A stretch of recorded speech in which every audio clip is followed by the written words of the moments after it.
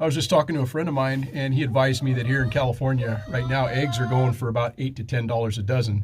And I had no idea, because right now we are still flush in eggs here on our farm. In this video, I'm going to talk about the 5 distinct things that we do to insulate ourselves from the rising cost of eggs, supply chain issues, or the next bird flu. There's a number of different things that we do here on our farm to ensure that our egg production remains high year-round.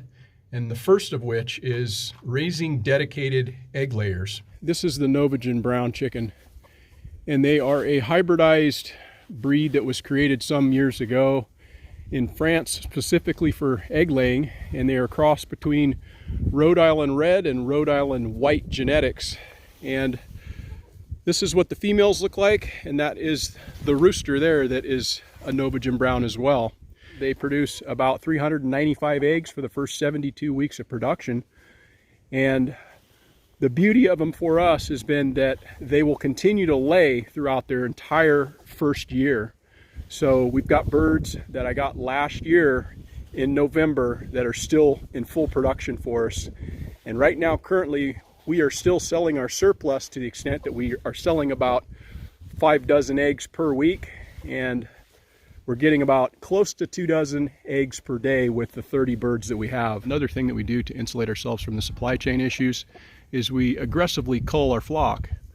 And so birds that are here from 2022 will be getting rolled out this year. So for example, I can still see a couple of birds in here that need to be culled. They've got a purple zip tie around their leg. That bird right there is one of them. And there's another over there. Those are from 2022, and those will get culled out as I roll in our new flock from this year. These birds are from 2023, and what we found is birds that are within that first 72 weeks of production remain very active throughout the entirety of the winter, thereby giving us non-stop production. One of the things that I also like to do that helps to give me a little bit of a jump start on my production is I like to obtain my new chicks late in the year. And what that affords me is the ability to brood my chicks throughout the remainder of the winter and on into the first part of spring. So by sometime around April, middle of April, maybe May at the latest, I've got a flock, a new replacement flock, that's in full production. The third thing that I'll mention that helps to ensure a high level of productivity is just allowing your chickens to be able to get out of their coop and their confinement, and they're in an environment which is much more natural. It's less stressful for them, and thereby they're just going to be naturally a lot more productive. The number 4 thing that we do that helps to ensure some level of biosecurity and sovereignty over our flock is we have multiple coops that we run our flock in. One of the things that's inherent with chickens is illness.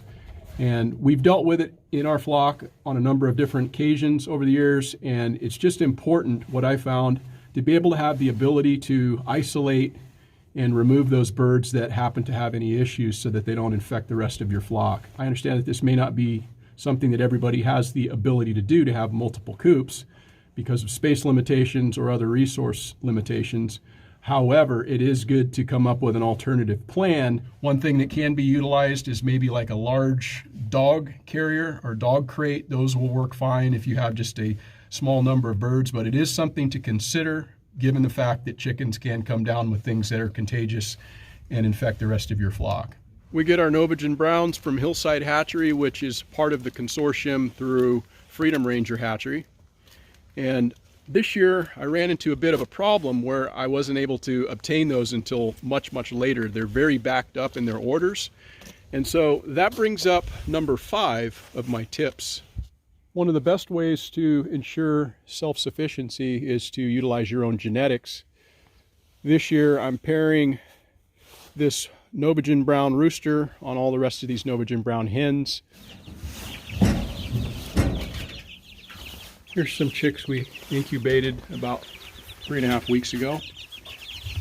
And so they are going to be a Norwegian F1 cross. Don't exactly know if they're going to be a better producer for us or a lesser producer, or they're about the same, but they're coming from good egg-laying genetics, so we'll just see how they perform for us this year. But we've also got some that are just about ready to come out of the oven. They just started hatching this morning. Let me take you over and show you that. This morning the counter just clicked over to 00, indicating that we are at day 21. And we started with 20 eggs on the inside on this batch, and looks to be we've got 5 that have already emerged. I did a complete unboxing and 21-day review of this incubator, and if that's something you're interested in checking out, I'll put a link in the description.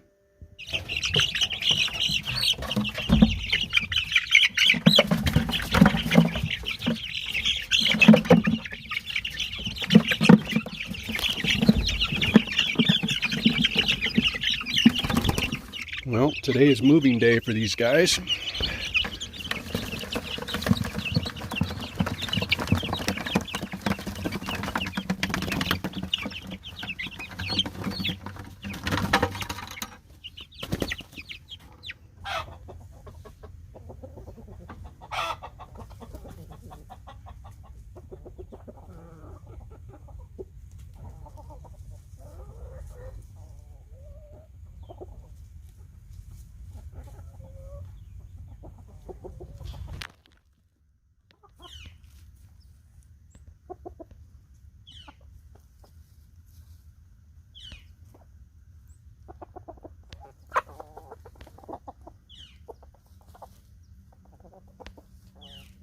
Please consider subscribing to the channel. Thanks for watching, and we'll see you in the next video.